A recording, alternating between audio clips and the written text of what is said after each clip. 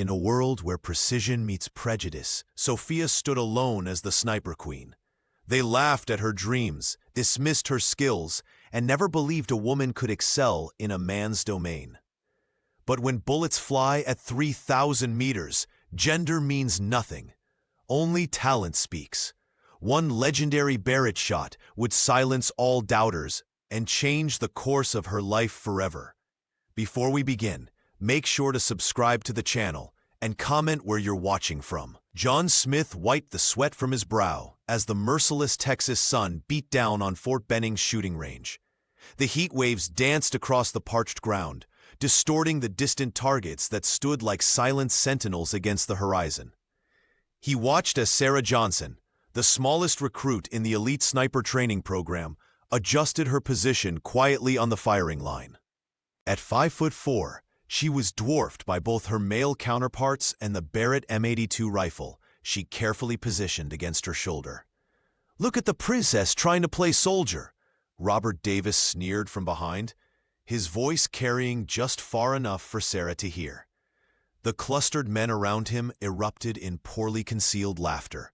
Sarah remained unfazed, her eyes narrowing slightly as she continued her methodical preparation. At just 22, Sarah was one of only 3 women in the program, and the youngest by several years. The jokes had become a daily ritual, a gauntlet she walked through each morning as she made her way to the range. Today was no different.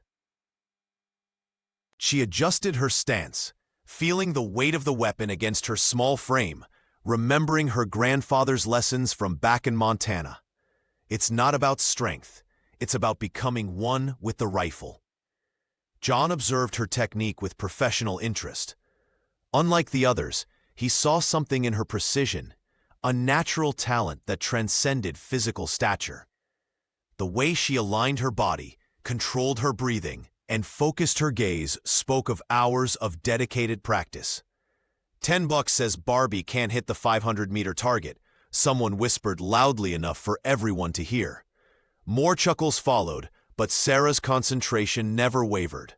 Her jaw set in determination as she peered through the scope, calculating wind speed and direction with practiced efficiency.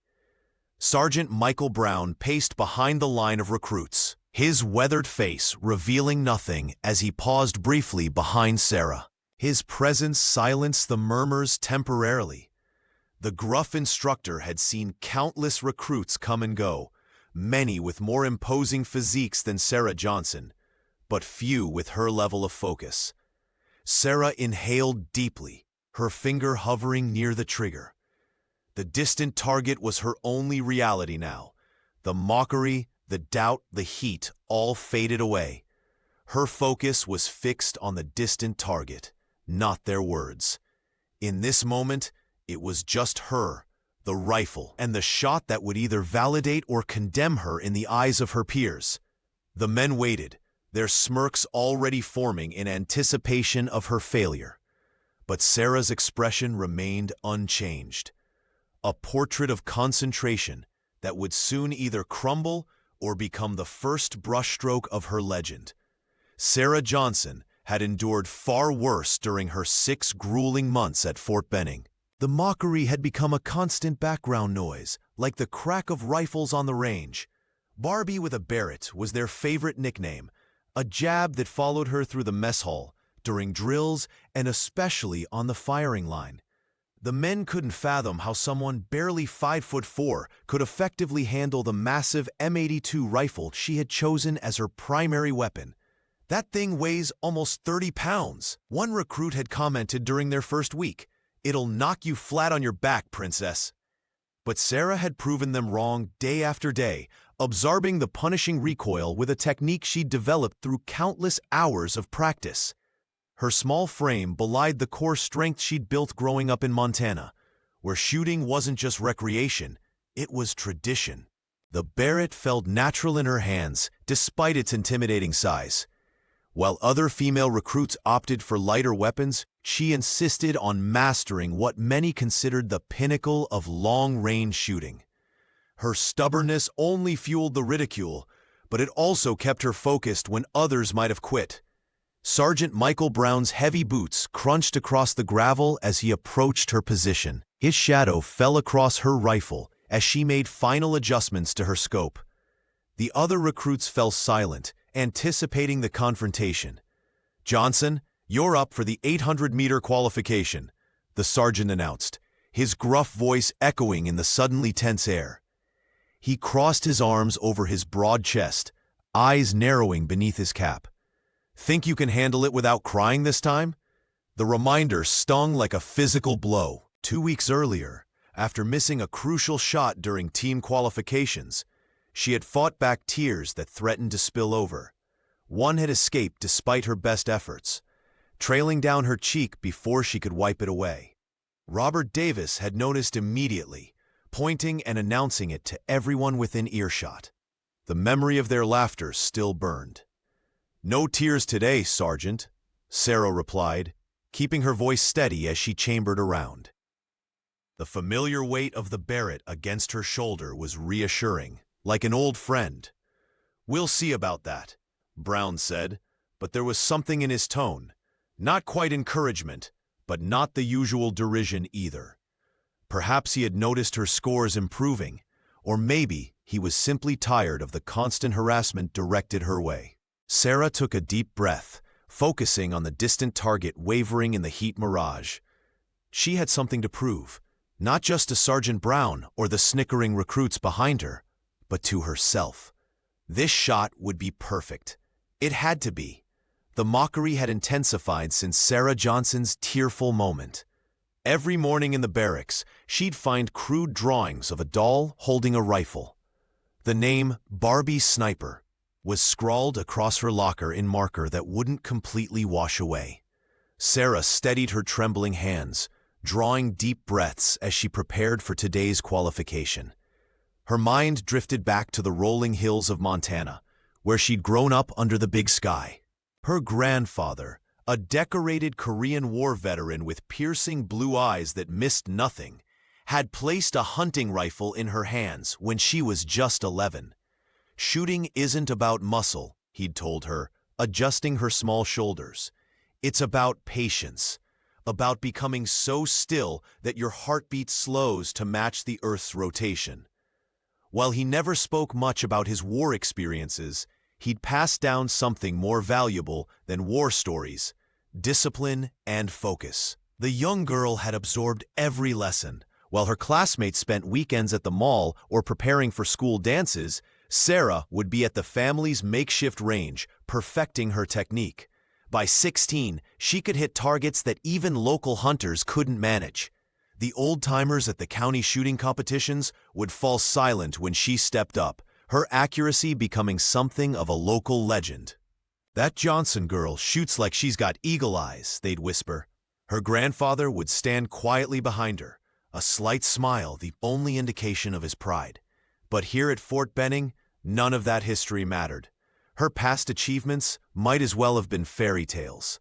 The military had its own hierarchy, its own proving grounds, and right now, the gathering recruits were forming a semicircle behind her, their whispers carrying on the hot Georgia breeze. $5 says she misses by a mile," Robert Davis muttered to Thomas Garcia, loud enough for her to hear. "10 says she starts crying again," Michael Carter added with a snicker. Sarah felt her cheeks burn, but kept her eyes forward. She could sense Sergeant Brown watching from his position near the range tower, his clipboard held at the ready to record what everyone expected would be another failure. She closed her eyes briefly, conjuring her grandfather's weathered face. "Let them talk," he'd once told her, after a group of boys had mocked her at a local competition. "The bullet doesn't care who pulls the trigger. It only cares if you've done the math right." Sarah opened her eyes, her focus sharpening. The Barrett rifle felt heavy against her shoulder, but she embraced its weight like an old friend. Let them gather. Let them mock. The target was waiting. "Bet she can't hit the target," someone whispered, loud enough for Sarah to hear. The words came from a cluster of recruits gathered behind her, their shadows stretching across the sun-baked dirt of Fort Benning's range. Sarah Johnson ignored them, focusing instead on the distant silhouette wavering in the heat haze. She inhaled deeply, blocking out the noise around her. Her grandfather's weathered face appeared in her mind, his voice steady as Montana wind. Become one with the weapon. Sir, you ain't separate things. You're a single system working together. Those weekend lessons back home had been her sanctuary, far from the world that thought a small-town girl couldn't amount to much. The Barrett M82 pressed against her shoulder, heavy but familiar. Sarah calculated the variables methodically. 800 meters, slight crosswind from the west, temperature affecting bullet drop. She adjusted her scope for a 3-mile-per-hour wind, her breathing slowing to a measured rhythm as the world narrowed to just her and the target. Her heartbeat steadied as she entered what her grandfather called the zone, that perfect space where time seemed to stretch and clarity sharpened everything. The weight of 6 months of mockery, of being called Barbie with a Barrett, of proving herself daily just to be taken seriously, all of it fell away. There was only this moment, this breath, this shot. Behind her, boots crunched on gravel as Sergeant Brown approached. She could feel his impatience radiating like heat from the barrel of her rifle. "Time's up, Johnson. Take the shot or step away," he barked, his gruff voice cutting through her concentration. Several recruits shifted, eager to witness her failure. Sarah didn't rush. She took one final breath, held it at the perfect moment, and squeezed the trigger with deliberate pressure. The Barrett roared to life, its massive recoil slamming into her body with enough force to knock back a larger person. But her stance held firm, legs braced, core tight, compensating for the weapon's power, just as she'd practiced countless times. The rifle's report echoed across the range, momentarily silencing even Robert Davis and his chorus of doubters. For a heartbeat, everything was still. The Texas heat, the watching eyes, the very air around them. As the bullet traveled toward its distant destination, carrying with it Sarah's chance to silence her critics once and for all. "Miss!" Robert Davis shouted triumphantly before the dust had even settled, his voice carrying across the range with smug certainty. The tall recruit crossed his arms, already turning to share a knowing smirk with his buddies. Sergeant Michael Brown remained silent, his weathered face revealing nothing as he peered intently through his spotting scope. His body suddenly stiffened. "Hold on," he commanded, adjusting the focus slightly. "That's not a miss." The group of recruits fell quiet, their mockery suspended in the hot Texas air. Sarah Johnson kept her position, her small frame still braced against the powerful Barrett M82. She hadn't moved, hadn't reacted to Davis's premature judgment. Deep down, she knew her shot had found its mark. A junior instructor jogged toward the distant target, his figure shimmering in the heat waves, rising from the sun-baked ground. The waiting seemed eternal. Sarah used the moment to regulate her breathing, just as her grandfather had taught her back in Montana. When shooting, patience wasn't just a virtue, it was everything. The instructor returned at a faster pace than he'd left, his expression visible even from a distance. "Dead center, Sergeant," he announced, slightly out of breath. "Perfect bullseye.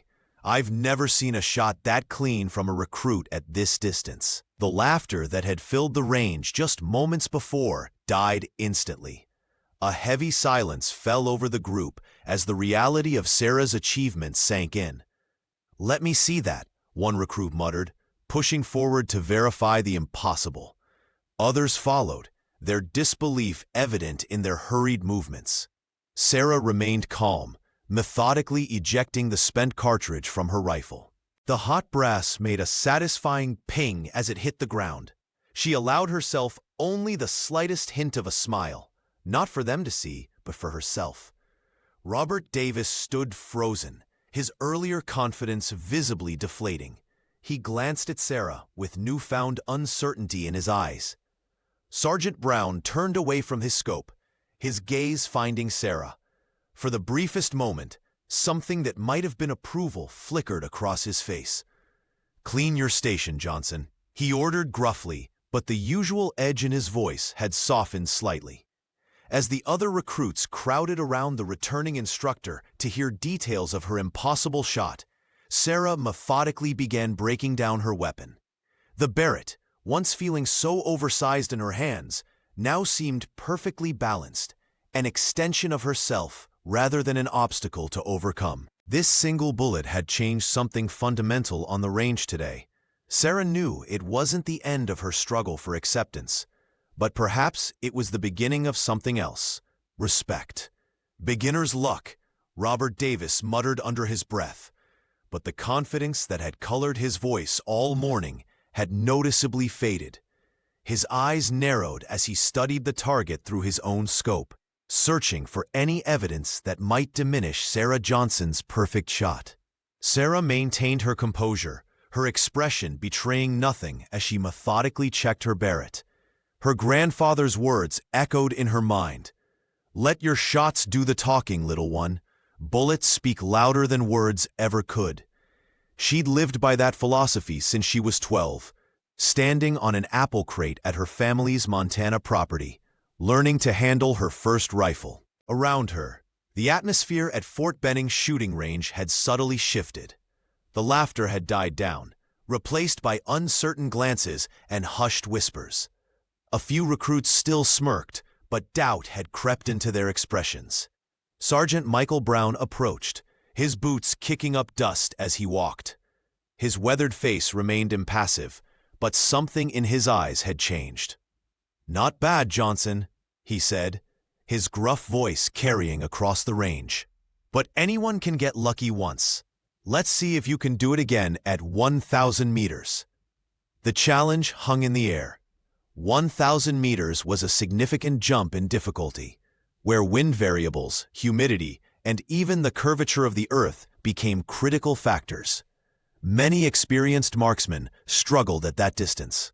"Yes, Sergeant," Sarah replied, her voice steady as she began adjusting her rifle for the longer shot. Thomas Garcia, usually quiet during these exercises, moved closer to observe her technique. His analytical mind was already calculating the variables she'd need to consider. Unlike the others, genuine curiosity rather than mockery showed on his face. Sarah settled into position, feeling the weight of the massive weapon against her shoulder.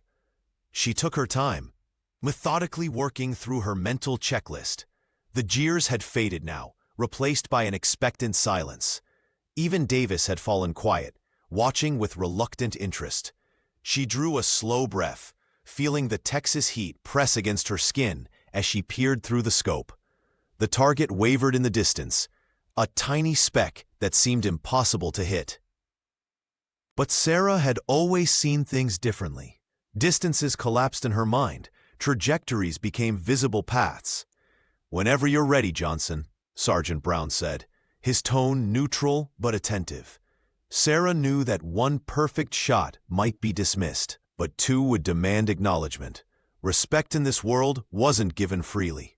It had to be earned through consistent excellence. As her finger hovered near the trigger, she understood that this moment might determine her entire future in the program.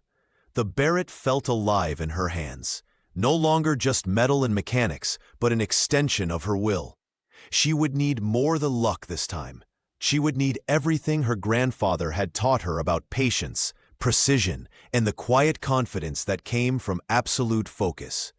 The 1,000-meter target appeared as little more than a distant speck through Sarah Johnson's scope. Even the most experienced snipers at Fort Benning approached this distance with caution. At this range, a multitude of factors came into play. Crosswinds could push a bullet several feet off course. Humidity affected trajectory, and even the Earth's rotation became a mathematical variable that couldn't be ignored. "That's over half a mile," Thomas Garcia whispered from beside her, his calculator in hand. Winds shifting to 5 miles per hour from the east. Sarah nodded silently, appreciating his precision. The young woman settled into her familiar ritual, drawing 3 measured breaths before holding the third. The Barrett M82 no longer felt like the unwieldy beast that had intimidated her during her first weeks of training. Now it was simply an extension of her arms, her eyes, her intent. She made minute adjustments to her scope, factoring in the barometric pressure and slight elevation change. The calculations flowed naturally now, just as her grandfather had taught her on those quiet Montana mornings, when the dew still clung to the grass. "Take your time, Johnson," Sergeant Brown called from behind, his tone noticeably less antagonistic than earlier. "This isn't a shot many first-years make consistently." The weight of everyone's attention pressed against her back, but Sarah pushed it away. In this moment, only three things existed: herself, the rifle, and that distant target wavering in the heat mirage. She exhaled halfway and squeezed the trigger with deliberate pressure. The Barrett thundered, its powerful recoil pushing against her shoulder. Through her scope, Sarah tracked the impact before anyone else could confirm it. Dead center. Another perfect shot. Robert Davis lowered his binoculars slowly, his usual smirk absent.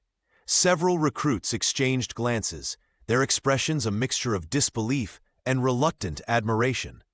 No one spoke for several seconds. "Confirmed hit," announced the range officer through the loudspeaker. "Center mass." Sarah rose from her position with practiced efficiency, her movements economical as she secured her weapon. She caught Sergeant Brown studying her with newfound interest, his weathered face unreadable except for a slight narrowing of his eyes. "Not bad, Johnson," he finally said, the closest thing to praise she'd received since arriving. "Not bad at all." A few of the male recruits offered grudging nods as she passed.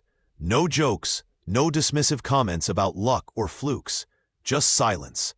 The kind that falls when assumptions are being quietly reassessed.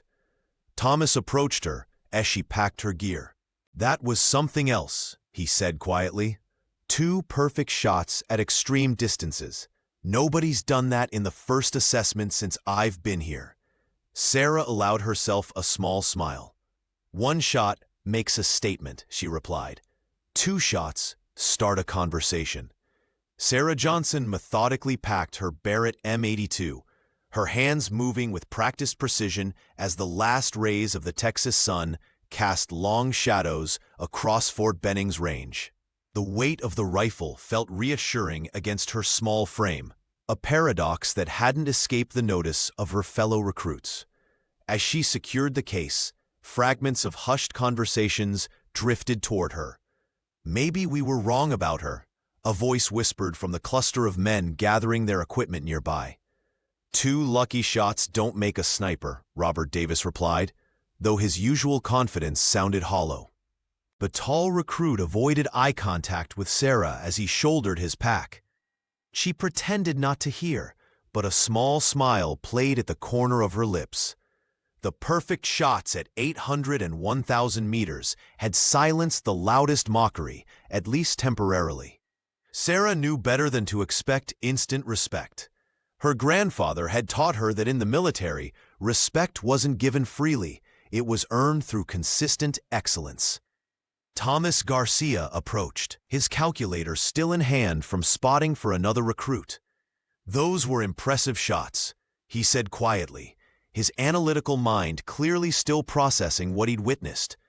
The wind variables alone should have made the second one nearly impossible. "Thanks," Sarah replied, keeping her voice neutral, despite the warmth spreading through her chest at the first genuine compliment she'd received in months. Sergeant Brown walked past, his weathered face unreadable as he glanced at Sarah. "Decent shooting today, Johnson," he muttered before continuing toward the barracks, leaving her momentarily stunned by the unexpected acknowledgement. As she lifted her gear, Michael Carter, who had remained silent during most of the previous mockery, offered to carry her spotting scope. "That was something else," he admitted. "Where'd you learn to shoot like that?" "Montana," she answered simply. "My grandfather believed shooting was about patience, not strength." The evening air carried whispers of Sniper Queen across the training grounds. But the tone had shifted. What had been an insult now carried notes of uncertainty, perhaps even grudging admiration. Sarah walked alone toward the barracks, her steps light despite the heavy equipment. Today's performance wasn't an end, but a beginning. One day of success wouldn't erase months of doubt from her peers or instructors. She would need to prove herself again tomorrow, and the day after that. The nickname Sniper Queen echoed in her mind as she entered the women's quarters. Perhaps someday she would truly earn it, not as mockery but as recognition. For now, she had taken the first step, turning derision into hesitation. Shot by shot, day by day, she would transform hesitation into respect. 3 weeks passed in a blur of early mornings and late nights at Fort Benning. Sarah Johnson's reputation had begun to shift after her impressive performance at the range, but whispers still followed her through the barracks. Today brought a new challenge that would test more than just her aim. The sun had barely risen when Sergeant Michael Brown gathered the recruits on the urban warfare simulation field. Concrete barriers, abandoned vehicles, and multi-story structures created a maze of potential danger zones. Mannequins representing civilians and hostiles were scattered throughout, making split-second decisions crucial. "Listen up," the sergeant's gruff voice carried across the assembled recruits. "Today tests your teamwork under pressure. Urban environments demand perfect communication between shooter and spotter. Teams of 2, one pulls the trigger, one guides the shot." Sarah stood alone as the men quickly paired off, their backs turned to her. She felt the familiar sting of exclusion but kept her expression neutral. This was nothing new. She'd faced worse during 6 months of training. "Looks like the princess needs a dance partner," someone muttered, just loud enough for her to hear. Then, unexpectedly, Thomas Garcia stepped away from the group. The quiet recruit was known for his mathematical brilliance and spotting accuracy. His calculations were legendary among instructors, but he rarely spoke above a whisper. "I'll take her," Thomas announced, his voice firmer than anyone had heard before. He walked towards Sarah, ignoring the surprised looks and smirks from the other recruits. Robert Davis raised an eyebrow. "Garcia's throwing his scores away," he said to the recruit beside him, but the comment lacked his usual conviction. Thomas stopped in front of Sarah, his expression serious. "I've watched you shoot," he said quietly. "Your instincts are exceptional. My calculations with your trigger finger, we could break records." Sarah nodded, surprised but grateful. "Thanks for the vote of confidence." Sergeant Brown observed the pairing with interest. "All teams, gear up. You'll face multiple scenarios with moving targets, civilian presence, and environmental challenges. Communication is key. One mistake means mission failure." As they collected their equipment, Sarah felt a new pressure. Thomas had put his reputation on the line for her. She checked her Barrett methodically, the weight of the rifle now familiar in her hands. "Ready?" Thomas asked, adjusting his spotting scope. "Born ready," she replied, feeling something she hadn't experienced in months at Fort Benning, the comfort of not standing alone. Sergeant Brown's whistle cut through the air. "First team in position. Clock starts now." Sarah and Thomas exchanged a determined glance. This was their chance to prove that the smallest recruit might just be. Sarah Johnson adjusted her grip on the Barrett M82, her muscles tense but ready. Thomas Garcia crouched beside her, spotting scope at the ready, his quiet confidence a stark contrast to the nervous energy radiating from other teams. "Remember, this isn't just about hitting targets," Thomas whispered. "It's about distinguishing threats from civilians in milliseconds." Sarah nodded, surveying the maze of abandoned vehicles and concrete barriers. Unlike the open range, this environment created unpredictable wind tunnels and limited visibility. The instructors had designed it to break even experienced snipers. They moved through the course with practiced precision. Thomas led them to the first observation point, a simulated second-story window overlooking a courtyard filled with mannequins, some dressed as civilians, others as hostiles. "Target acquired," Thomas murmured into his headset, his voice steady as he calculated distance and conditions. "Hostile with weapon, 45 degrees northeast, partially obscured by the blue sedan. 2 civilians in proximity, 1 meter separation." Sarah inhaled slowly, her finger hovering over the trigger. The shot would need to thread between a street sign and the vehicle's side mirror before reaching the target. Any miscalculation would result in a civilian casualty. Wind shifting 3 miles per hour from the west, Thomas continued. Adjust 2 clicks right. She made the correction without comment, her breathing rhythmic and controlled. The Barrett felt like an extension of her body as she squeezed the trigger.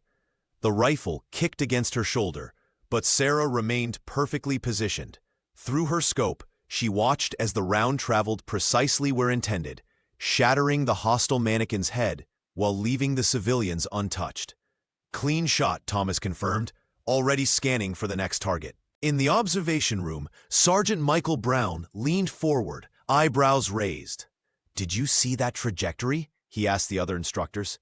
"Johnson threaded that bullet through a gap, barely wider than the round itself." The pair continued through the course, communicating in the shorthand they'd developed over weeks of practice. Sarah eliminated targets that other recruits couldn't even spot, while Thomas provided calculations that accounted for every variable in the complex environment. "Hostile on the move," Thomas called out as they approached the final scenario. Crossing between structures, carrying simulated explosive. Sarah tracked the moving target, compensating for its speed. The shot echoed through the simulation zone, and the target dropped instantly. When they emerged from the course, their time and accuracy scores flashed on the main board. The other recruits fell silent, staring at numbers that shattered the previous course record. Sergeant Brown approached them, his usually stern expression softened with something resembling respect. "That wasn't just shooting," he said. "That was art." The sun glared mercilessly over the desert simulation field as Sarah Johnson and Thomas Garcia prepared for their next challenge. Sweat beaded on Sarah's forehead, but her hands remained steady as she positioned her Barrett M82 against her shoulder. This test would push their abilities to the extreme, unpredictable targets appearing at random distances with only 30 seconds to acquire, calculate, and execute each shot. "Target parameters changing," announced Sergeant Michael Brown through the loudspeaker. "You'll be facing moving targets. Clock starts when the first one appears."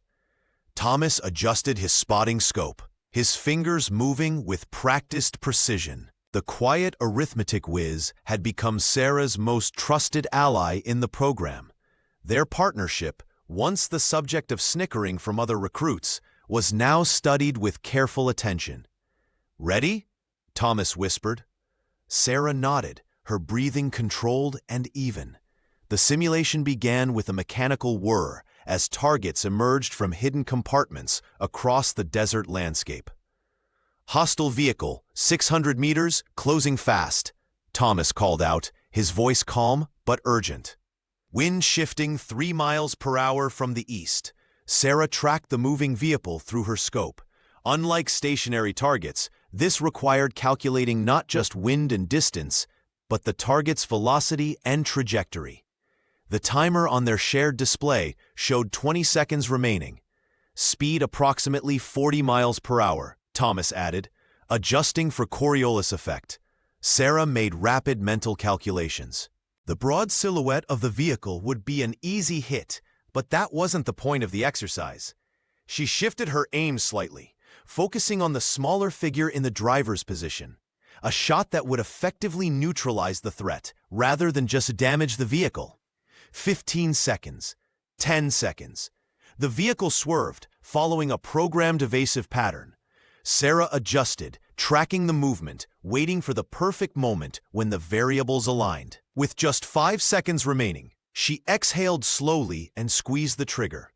The Barrett recoiled against her shoulder as the round tore through the air.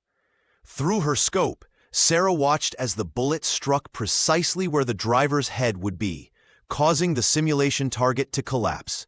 The vehicle simulation immediately powered down, representing a neutralized threat. Thomas stared at the display, confirming the hit, his eyes wide with disbelief. "That was insane," he breathed. "You didn't just hit the vehicle, you took out the driver at that distance with that speed?" Sarah ejected the spent cartridge with a practiced motion. "The vehicle wasn't the threat," she said simply. the driver was.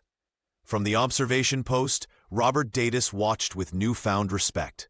The man who had once called her Barbie with a Barrett now stood silent, reassessing everything he thought he knew about the small recruit from Montana.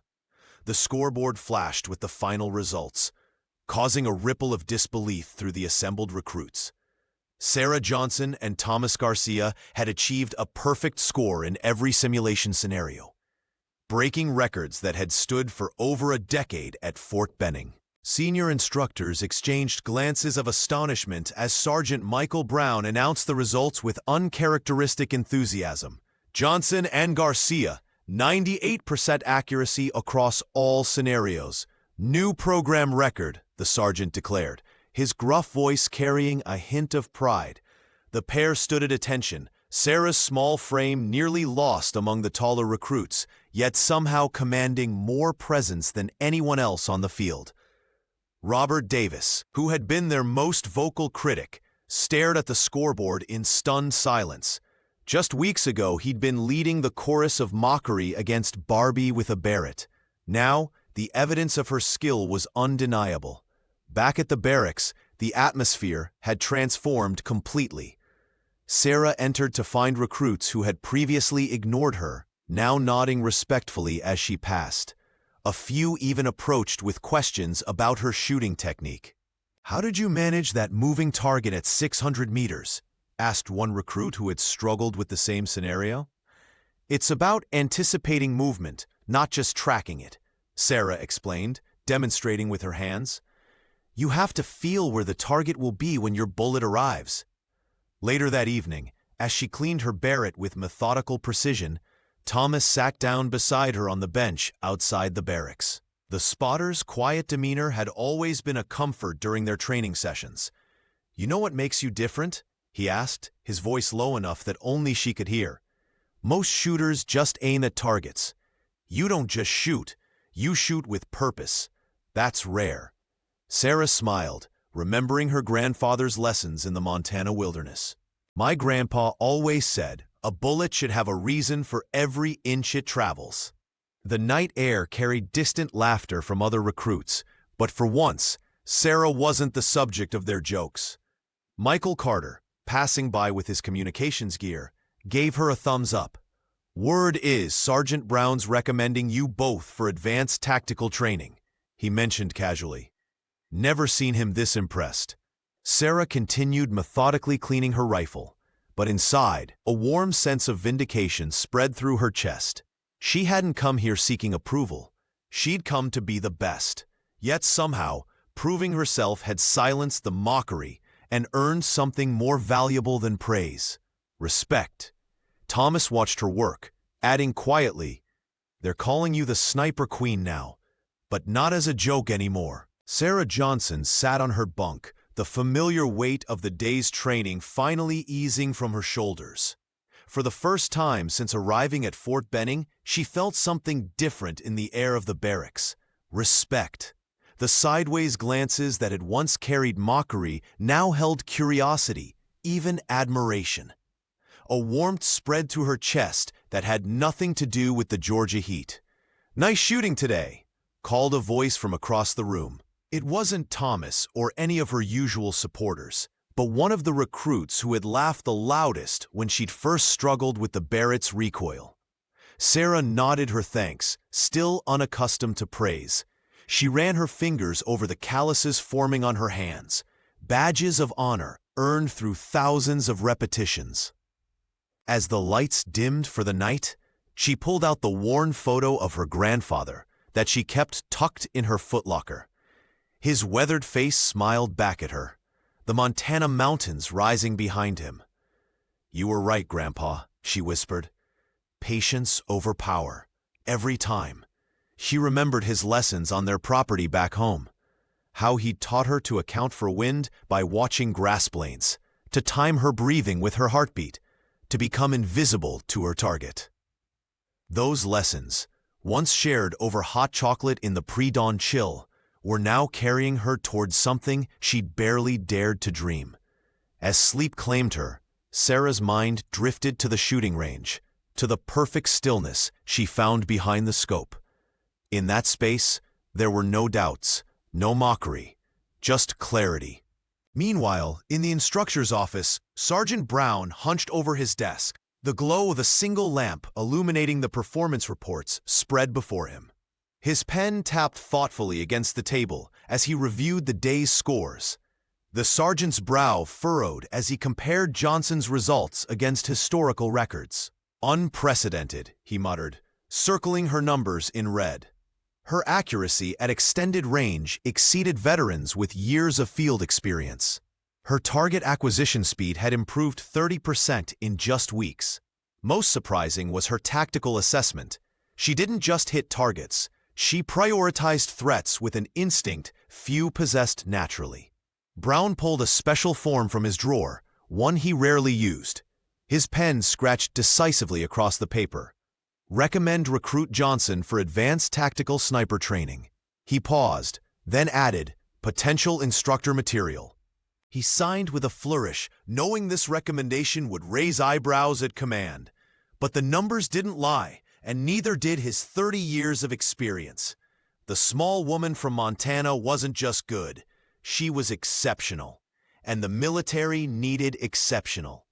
2 months transformed Fort Benning's training grounds into a different world for Sarah Johnson. The whispers that followed her now carried admiration rather than mockery. Recruits who once avoided her now sought her guidance on wind calculation and breathing techniques. Even Robert, who had led the chorus of doubters, now nodded respectfully when she entered the mess hall. "Your grouping is too wide," Sarah explained to a struggling recruit one afternoon. "Try synchronizing your heartbeat with your breathing." The young man listened intently, a far cry from the eye-rolling her advice would have received weeks earlier. Thomas Garcia approached as she finished the impromptu lesson. "You've become quite the celebrity," he said with a smile. "The instructors are talking about your progress." Sarah shrugged. "I'm just doing what I've always done." "Except now they're watching," Thomas replied. The bass loudspeaker crackled to life, interrupting their conversation. "All Advanced Sniper Program recruits report to Briefing Room C immediately." Inside the concrete-walled room, Colonel Patricia Davis stood before a topographical map, her posture rigid and expression grave. The colonel's reputation preceded her, a decorated veteran with combat experience in 3 conflict zones. Unlike Sergeant Brown's gruffness, her authority was quiet but absolute. "Ladies and gentlemen," she began, scanning the 20 faces before her, "what you've experienced so far has been preparation. Operation Sandstorm will determine who among you truly belongs in elite tactical units." The room fell silent as she detailed the exercise. "You'll be dropped in 4-person teams into unfamiliar terrain with minimal supplies. Your objectives will be delivered in the field. Expect extreme conditions, limited communication, and scenarios that mirror actual combat situations." Sarah felt her stomach tighten. The shooting range was one thing. Controlled conditions where the only variables were wind and distance. This would test everything from endurance to decision-making under pressure. "This isn't about hitting targets anymore," Colonel Davis continued, her eyes lingering momentarily on Sarah. "It's about survival, teamwork, and completing objectives when everything goes wrong. Because in real operations, things always go wrong." Sarah glanced around the room. Some recruits sat straighter, eager to prove themselves. Others shifted uncomfortably, perhaps realizing for the first time what they'd signed up for. "Team assignments will be posted tomorrow morning. Departure is at 0600 the following day." The colonel's voice softened slightly. "What you've accomplished here is impressive. What you do next will determine your future." As they filed out, Sarah felt the weight of expectation pressing down. She had proven herself on the range, but Operation Sandstorm would test more than her aim. It would reveal whether the Sniper Queen could lead when lives, even simulated ones, hung in the balance. The recruits gathered anxiously in the briefing room as Colonel Patricia Davis stood before them, her stern expression revealing nothing about the impending assignments. Sarah Johnson felt her heart race as the colonel's eyes swept across the room, clipboard in hand. Team assignments for Operation Sandstorm, Colonel Davis announced, her voice cutting through the tense silence. Johnson, Garcia, Carter, and Davis. Sarah's stomach dropped. Robert Davis as part of her team? The same man who had spent months mocking her every move? She glanced across the room to find Robert already staring at her, his expression unreadable. As the briefing concluded, the teams dispersed to prepare. Thomas Garcia approached Sarah with a reassuring smile. "Looks like we're still the dream team," he said, adjusting his glasses. "You shoot, I spot." Michael Carter joined them, nodding respectfully. "Comm specialist at your service," he said, extending his hand. "Heard you're the best shot in the program." Before Sarah could respond, Robert Davis approached their small group. The usual swagger was gone from his walk, replaced by a deliberate, measured stride. The training room fell quiet as he stopped before Sarah, towering over her small frame. "Johnson," he began, his voice lower than usual. "I know we got off on the wrong foot, but out there, I'll need your skills. Can I count on you?" Sarah studied his face, searching for any trace of the mockery that had defined their relationship for months. Finding none, she straightened her shoulders. "You can," she replied firmly, meeting his gaze. "But can you handle taking orders from someone you called Princess?" The room held its breath. Thomas shifted uncomfortably beside her. For a moment, Robert's jaw tightened. Then, unexpectedly, the corner of his mouth twitched upward. "If your shots keep us alive," he said, extending his hand, "you can call yourself queen." The tension broke as Sarah accepted the handshake. Around them, other recruits exchanged glances, witnessing the unlikely truce between the team leader and the woman he'd once ridiculed. Later, as they checked their equipment, Thomas leaned close. "That was unexpected," he whispered. "Think he means it?" Sarah carefully inspected her Barrett, the weight of it now familiar and comforting in her hands. "Doesn't matter if he means it," she replied. "What matters is the mission." Carter nodded in agreement while organizing the communications gear. 3 days in the desert with limited supplies. We'll need to work together regardless of history. Sarah watched as Robert studied the mission maps across the room, his brow furrowed in concentration. Perhaps respect didn't need to be friendship, just recognition of value. In the field, that might be enough to keep them alive. The rhythmic thump of helicopter rotors faded as Sarah Johnson and her team touched down on the scorching New Mexico desert floor. Operation Sandstorm had officially begun. Their mission was clear but daunting: neutralize multiple enemy positions across the rugged terrain and extract within 72 hours. "Remember, conserve water and stay alert," Robert Davis instructed, scanning the horizon with narrowed eyes. The team leader had come a long way from his days of mocking Sarah, now relying on her skills to keep them all alive. The blazing sun beat down mercilessly as they moved through the desert in tactical formation. What had once been Sarah's greatest perceived weakness, her small 5'4" frame, had transformed into a strategic advantage. While Michael Carter struggled to maneuver his communications equipment through a narrow rock passage, she slipped through effortlessly. "I can access that ridge point," Sarah whispered, pointing to a precarious outcropping that offered perfect visibility. "No one else will fit in that space." Thomas Garcia nodded in agreement. "That position gives us line of sight to the first target." The spotter pulled out his equipment, calculating variables with the mathematical precision that had made him invaluable to their team. Sarah settled into the tight crevice, her Barrett M82 rifle positioned with practiced ease. Through her scope, she could see their first objective, a simulated enemy outpost shimmering in the heat waves, just over a kilometer away. The distance would challenge even experienced snipers, but Sarah felt a familiar calm settle over her. Wind shifting east to west, approximately 8 miles per hour. Thomas murmured through their headset. Temperature 97 degrees. Adjust 2 clicks right. Sarah made the correction, her breathing slowing as she prepared to take the shot. The outpost wavered in the heat distortion, making the target seem to dance in her scope. She could feel sweat trickling down her back, but her hands remained steady. "Target acquired," she whispered. Just as her finger tensed on the trigger, movement caught her eye. A civilian mannequin, part of the simulation's complexity, had wandered into her line of fire. In a real combat situation, this would represent an innocent bystander. "Hold," Thomas warned urgently.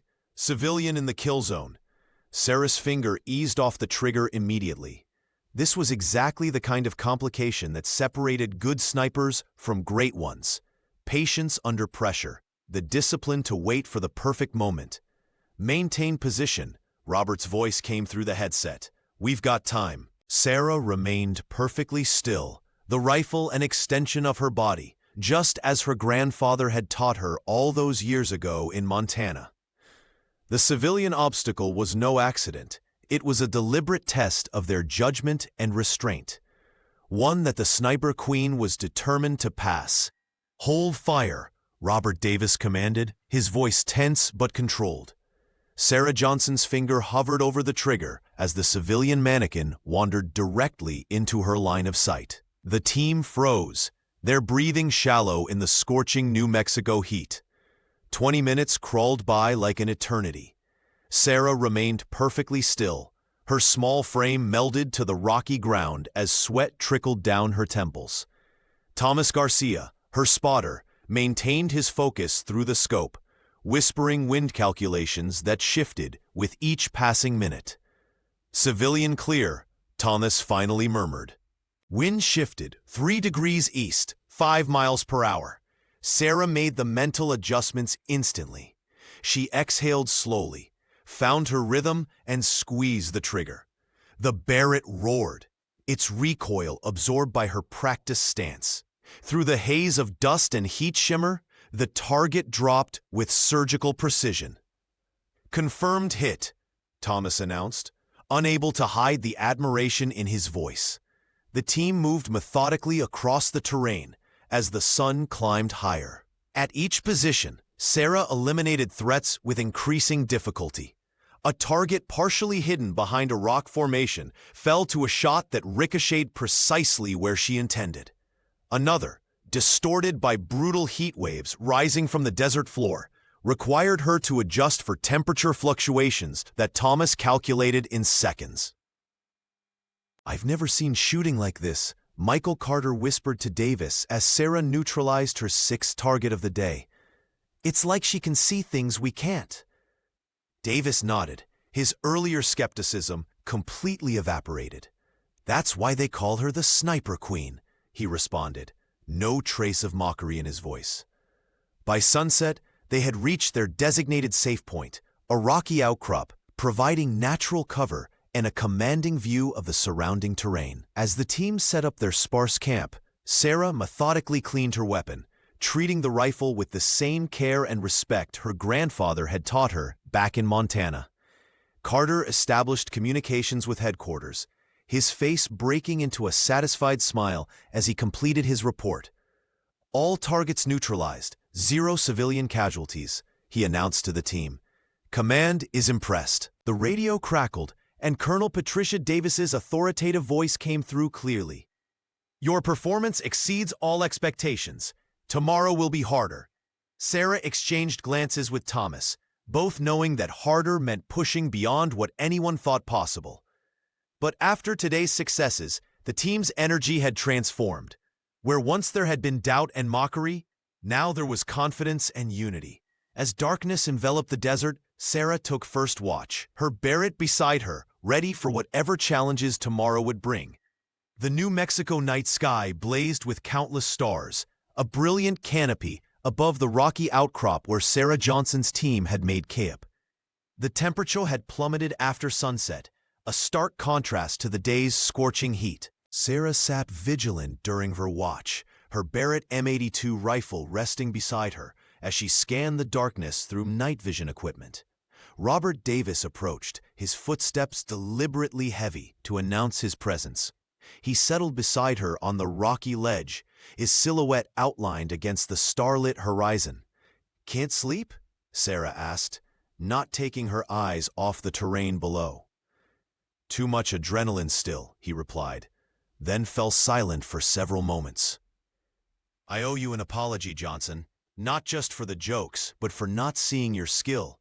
Today you saved this mission, maybe our lives." Sarah turned to study his face, searching for any trace of the mockery she'd grown accustomed to. Instead, she found only sincerity in his expression. "We're a team," she replied simply. "That's what teams do." The communications specialist, Michael Carter, was sleeping nearby, his radio equipment carefully arranged beside him. Thomas Garcia had taken the first watch and was now getting much-needed rest before his next shift. "You know," Davis continued, his voice lower, "when they assigned me as team leader, I was worried about working with you. Thought you might hold a grudge." Sarah adjusted her position, the rocks digging into her legs. "I don't have time for grudges. Out here, that gets people killed."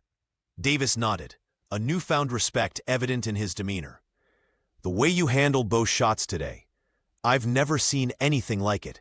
The crosswind alone would have thrown off most snipers." "My grandfather always said, shooting isn't about strength," Sarah said. "It's about becoming part of the environment, reading what it tells you." For the first time since they'd met, Davis smiled at her without a hint of condescension. "Sniper Queen," he said. The nickname transformed from insult to title of respect. "Don't let it go to your head," Sarah replied with a small smile. "We still have 2 more days out here." "The hardest days are yet to come," he agreed, standing to return to his sleeping area. "But I know now we've got the right person behind that rifle." As he walked away, Sarah turned her attention back to the vast desert. She knew the mission would only grow more challenging, but something fundamental had changed. She had earned not just Davis's respect, but the trust of her entire team. Whatever tomorrow brought, they would face it together. The crackle of the radio shattered the pre-dawn stillness. Sarah Johnson bolted upright, instantly alert as Robert's face grew tense while listening to the transmission. The others gathered around, sensing trouble before he even spoke. "Alpha Team is missing," Robert announced grimly. "Last contact was 6 hours ago near the northern ridge. Command believes they've been captured during their infiltration exercise." Thomas Garcia's normally calm demeanor faltered. "Captured? This is supposed to be a training op." "The situation's changed," Robert replied, already packing his gear. "They're sending in a real extraction team, and we're providing overwatch. Lives are actually at stake now." Sarah felt her stomach knot. This wasn't about scores or proving herself anymore. She checked her Barrett methodically, the familiar routine steadying her nerves. "Johnson," Robert said, using her surname with newfound respect, "your shots will need to be perfect. The rescue team is counting on us." They moved with urgent purpose across the New Mexico terrain, sand whipping against their faces as the wind picked up. Michael Carter maintained constant communication with headquarters, receiving coordinates and updates through his headset. 3 clicks to the overwatch position," he reported, voice strained from the grueling pace. When they finally reached the rocky outcrop overlooking the target zone, Sarah immediately went prone, setting up her position, while Thomas unpacked his spotting equipment. The spotter worked frantically, calculating variables that would challenge even veteran snipers. "Winds shifting every 30 seconds, Thomas muttered, sweat beading on his forehead despite the morning chill. "Temperature gradients creating a mirage effect. These are impossible conditions." Sarah adjusted her scope, remembering her grandfather's lessons from Montana. "Nothing's impossible, just variables we haven't accounted for yet." Through her scope, she could see the extraction team moving into position, their approach deliberately slow and methodical. In the distance stood a small compound where Alpha Team was presumably held. "2 guards in the eastern tower," Thomas whispered. "Range 1,300 meters. Wind gusting to 12 miles per hour, shifting northeast to northwest unpredictably." Robert's voice came through their comms. "Rescue team needs those guards down simultaneously before they breach. Can you make those shots?" Sarah took a deep breath, feeling the weight of responsibility. The rescue team, real soldiers with families and futures, would be exposed if she failed. She thought of all the mockery she'd endured, the doubts she'd overcome. None of that mattered now. I can make them, she replied, her voice steady as she settled into position. Just give me the word. Thomas nodded beside her, their partnership now a seamless extension of her skill. I've got you, Sarah. We've got this. The radio crackled again. Stand by for go order. Extraction team in final position. Sarah Johnson tracked the movement below through her scope, her breathing measured and controlled. The rescue team was approaching the target zone, a cluster of abandoned buildings where the missing team was reportedly held. 2 guards patrolled elevated towers, presenting a significant threat to the operation. First target, North Tower, 1,200 meters. Thomas Garcia whispered, calculating wind variables. 3-mile crosswind, slight temperature gradient. Sarah made microscopic adjustments to her Barrett. The distance was extreme, pushing the limits of even the powerful rifle. She inhaled deeply, held, then squeezed the trigger. The weapon's recoil pushed against her shoulder as the first guard dropped instantly. Confirmed, Thomas murmured, his voice filled with quiet admiration. The second guard presented a more complex challenge, partially concealed behind a concrete barrier. Sarah studied the situation, noticing a communications device mounted nearby. I can't get a clean shot, she said. Mission clock's ticking, Robert Davis reminded her, tension evident in his voice. Sarah made a split-second decision. I'm taking out the radio equipment first. She adjusted her aim and fired. The bullet struck the communications array, sending sparks and debris flying. Startled, the guard moved from cover, exactly as she'd anticipated. Her second shot found its mark before he could radio for help. Michael Carter's voice crackled through their headsets. Rescue team is moving in. All clear thanks to you, Sniper Queen. The operation concluded without casualties. As twilight painted the New Mexico desert in purple and gold, Sarah sat cross-legged on a rocky outcrop, methodically cleaning her rifle. Each component was disassembled with practiced precision, her small hands moving with confidence born from thousands of hours of dedication. 6 months ago, those same hands had trembled under the weight of mockery. Now they moved with assured purpose, belonging to someone the entire unit respected. Thomas approached, sitting beside her. You know, when I volunteered to be your spotter, I thought I was doing you a favor. He smiled. Turns out you were doing me one. Robert Davis joined them, followed by Carter.